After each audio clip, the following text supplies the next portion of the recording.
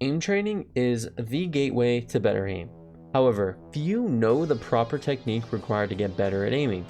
I am here to bring you a comprehensive guide for everything related to aim training. You will learn how to properly train, how to take what you learn in aim trainers into games, as well as how to never plateau, a problem everyone faces. And if you enjoy the content, please remember to like and subscribe. Spike down. I want to fight Crystal Barrage. One enemy remaining. Oh, you're a demon. Let's go. Oh!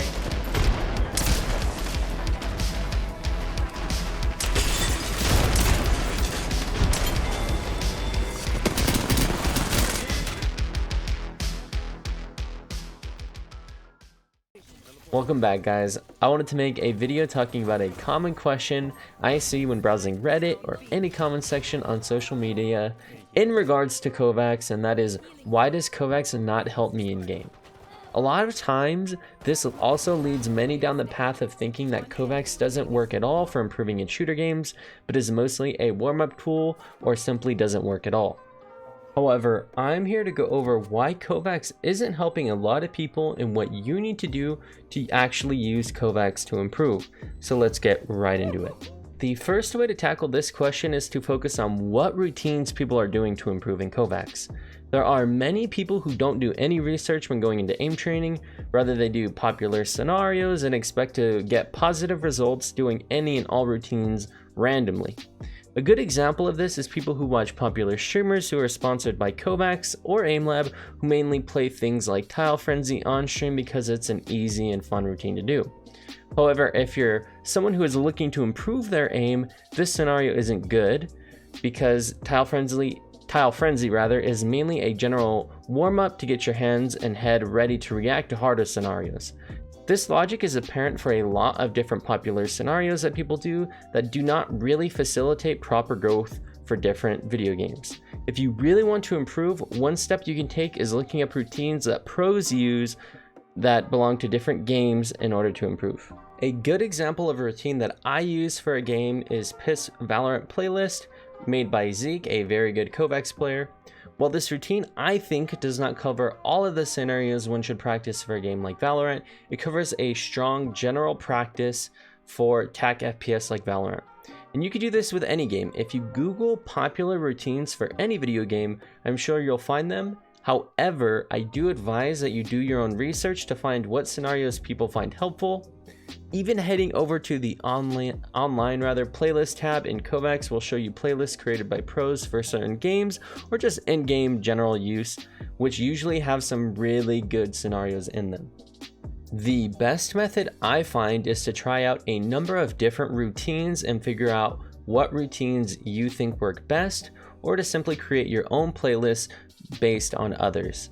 However, like I mentioned earlier with Piss Valorant Playlist, sometimes what scenarios you find aren't exactly what you need as an individual to improve, which brings me to my second point about why Kovaaks isn't leading to your improvement.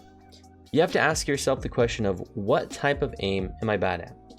Perhaps you're like me, where flicks, target switching, and tracking are all really strong in general in Kovaaks, but when I play a game like Valorant, my aim can feel off. Well, that's because a lot of routines did not incorporate micro movements in both tracking and static dots, which is a skill needed for TAC FPS like Valorant. So basically figure out what you need to improve on to get better. Perhaps the routines that you're doing have holes in them, depending on what you need. Using me as an example again, I altered the general Pith playlist to incorporate what I needed, such as scenarios like short thin strafes to mimic the micro tracking of small target strafing left and right, smooth your wrist to keep me focused on not tensing my wrist up when I practice a lot of static dot scenarios, tam speed variants to mimic head peeking in games like Valorant, and taking out a few routines that I already get practice in using the voltaic benchmarks. That way I can do multiple playlists in a day that focus on a multitude of different aiming styles that all fill the gaps that my other playlists don't.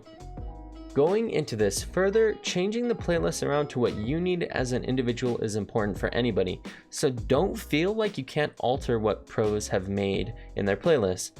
Say for example you read that the voltaic benchmarks will make you a better aimer, which they do, but don't think that it covers all styles of aim. It is entirely okay to play 2 to 3 playlists a day, which is what I do. A good 1 to 1.5 hours of aim practice is very good while also not overstressing your aim. Going over this amount might be harmful or inefficient for improvement, just as a general rule. On the topic of time invested now, another reason Kovaaks might not feel like it's working is that you're simply not putting enough time in or haven't been at aim training long enough. Any type of skill takes time to develop, so playing 1 week and expecting to be top frag right off the bat is not what will happen.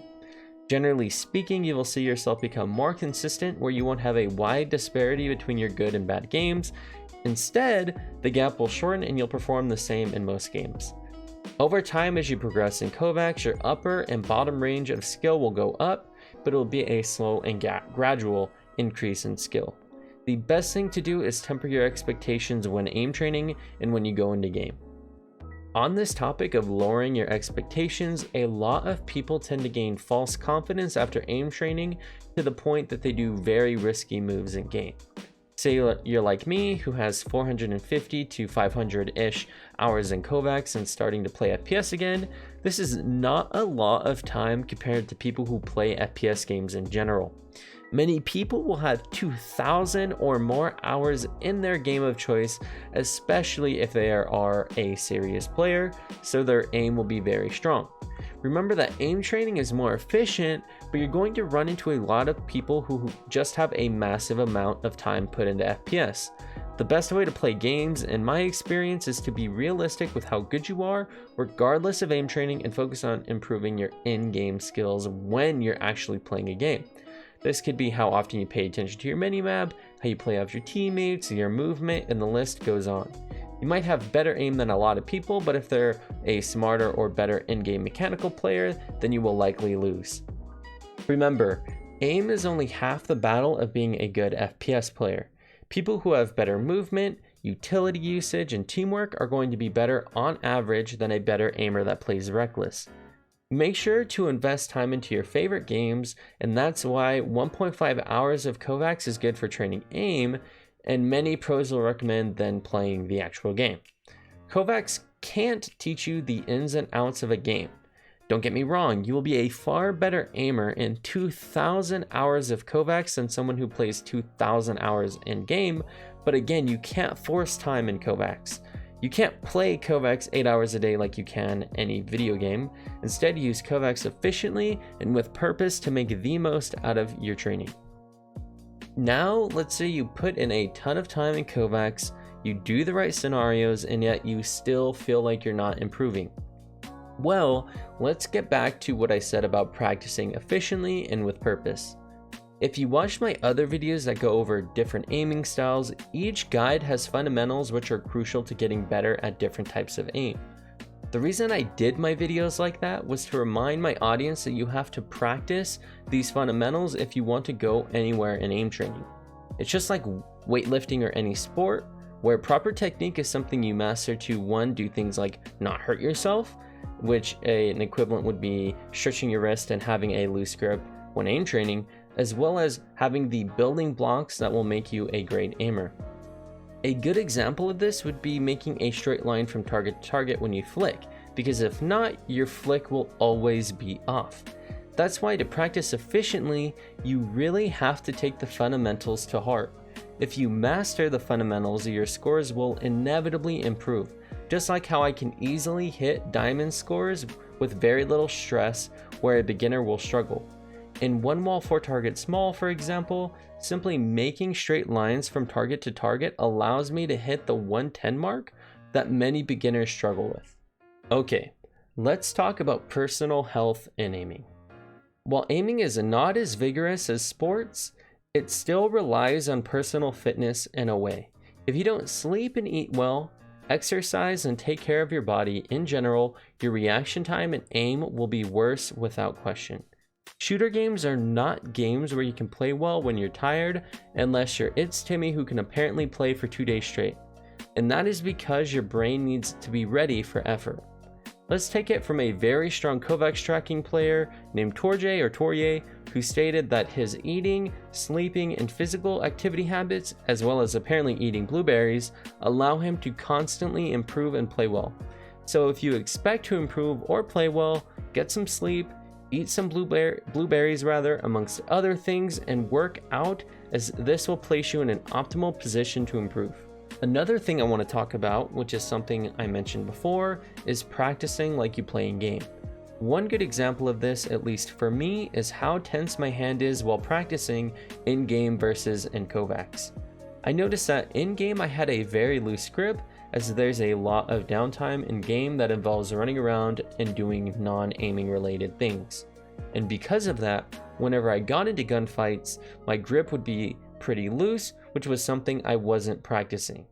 In Kovaaks, my grip was usually pretty tense, which happens a lot in sports from my experience in general. When I played golf, it's a very common thing for new players to have an overly tense grip, or when I played the trumpet where pressing the mouthpiece super tight under your lips was something I did, as well as many newbies. And just like in those cases, having a loose grip or style is always better because one, it lowers injury chance, like blisters when playing golf, and it allows more fluid motion. A relevant example for aiming I found is in games like Valorant, which is very flick heavy, where people tend to have very tense grips, which bites them in the ass when enemy players strafe. If you've played Valorant, I'm sure you've seen where someone Ferrari peeks or moves the left and right, and your teammate's stiff grip makes their tracking and aim jittery and bad. Instead, if you do things like aim training, like specifically target switching, where you incorporate flicking and tracking together, being able to have fluid movement between these two styles of aim is optimal and efficient. So all in all, practicing in Kovaaks the same way you do in game and making sure to have a loose grip will help you. It will feel awkward at first, but in the end, it will be 10 times more efficient and comfortable for improvement. Alright guys, that will conclude the video. Hopefully these topics I talked about can help you get better when using Kovaaks and fix the issue of aim training not helping you in-game. Remember to like, subscribe, and comment if you enjoyed the content, and please let me know if I didn't cover something. That all being said, thank you for watching, and I hope to make more content for you very soon.